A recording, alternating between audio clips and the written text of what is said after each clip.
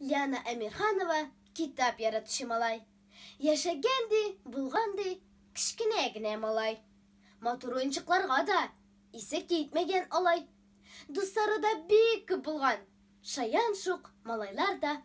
Курчаклар белән уйнаучы көләш кыз балалар да. Бу малай ярата икән гел китаплар укырга. Рәсемле китаплар аны үзенә тартып тора.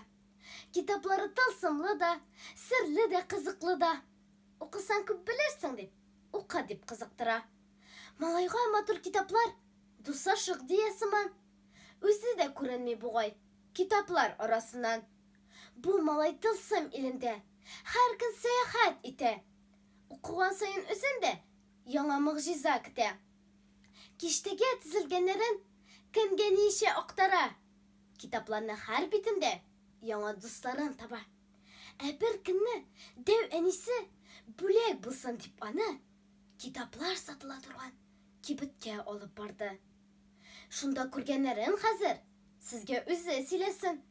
Китап яратучы малай тезеп бирә һәммәсен. Рәхмәт, рәхмәт, диде малай. Сөйләрлек сүзләрем күп. Минем күргәннәрдә һич тә көнләшмәгез сез бүрек.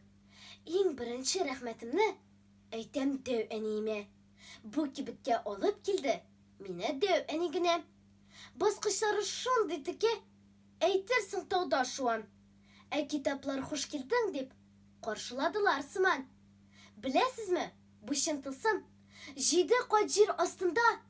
Китап дигән хәзинәләр балкып тора каршымда. Фирма кибете икән бу. Безнең төп нәшриятның монда күрдем, монда белдем. Бөтен сырын китапның. Сатучы апа кызыксынып, миңа да сорау бирде. Әнем бигрәк күп беләсең, күп укыйсыңдыр дидем. Әйем, укырга яратам. Рәсемне булганнарын, үземнең ана телемдә матур язылганнарын. Әйдә әнем, түгәрәк уз. Китаплар сине көтә. Китап яраткан малайлар белемле булып үсә. Бик зур рәхмәт сезгә, апа. Бу кибет музейга тиң. Бүлекләр саен киштәләр, китапларга урын киң. Сатучы апа барысын җайлап кына аңлатты. Күңелемә сала бардым һәр сорауга җавапны. Аннары кибет буйлап сәяхәт итеп йөрдем. Әлегә мин аңламаган китапларны да күрдем. Нинди генә китаплар юк. Күз явыңны алырлык. Китап кибете чыннан да зур икән. Шаккатырлык. Татар халык әкиятләре, такмаклар, табышмаклар, башваткыч, шигырь, тагын әллә нинди китаплар. Биек-биек ширлекләрдән һәр берсе кусуза күк. Кайсын алырга да белмим. Китаплар шул кадәр күп. Һәр берсе әйтә сыман: "Мине алда, мине ал. Якын дус буласың кисә, биштәреңә тизрәк сал." Берсен алсам, икенчесе үпкәләп калыр кебек. Дусларымны да чакырам, хайран калсыннар күреп.